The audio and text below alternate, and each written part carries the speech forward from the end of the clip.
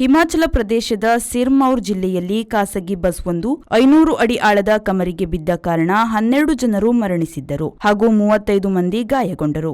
ಹಿಮಾಚಲ ಪ್ರದೇಶದ ಸಿರ್ಮೌರ್ ಜಿಲ್ಲೆಯ ಜನವಸತಿ ತೀರಾ ಕಡಿಮೆ ಇರುವ ಹರಿಪುರ್-ದರ್ ಪ್ರದೇಶದಲ್ಲಿ ಈ ಬಸ್ ಉರುಳಿದೆ. ಈ ಖಾಸಗಿ ಬಸ್ ಸ್ಕಿಡ್ ಆಗಿ ನಿಯಂತ್ರಣ ತಪ್ಪಿ 500 ಅಡಿಯಷ್ಟು ಆಳದ ಕಮರಿಯೊಳಗೆ ಉರುಳಿದೆ. ಜನರ ಆಕ್ರಂದನ ಮುಗಿಲು ಮುಟ್ಟಿದೆ. ರಕ್ಷಣಾ ಕಾರ್ಯಾಚರಣೆ ಪಡೆಯು ಓಡೋಡಿ ಬಂದರೂ ಅದಾಗಲೇ ಅನಾಹುತ ನಡೆದಿತ್ತು. ಮೊದಲ ಮಾಹಿತಿಯಂತೆ 12 ಜನರು ಜೀವ ಕಳೆದುಕೊಂಡಿದ್ದಾರೆ ಮತ್ತು 35ರಷ್ಟು ಜನರು ಗಾಯಗೊಂಡಿದ್ದಾರೆ. ಗಾಯಗೊಂಡವರಲ್ಲಿ 9 ಮಂದಿಯ ಸ್ಥಿತಿ ಚಿಂತಾಜನಕವಾಗಿದೆ ಎಂದು ಹೇಳಲಾಗಿದೆ.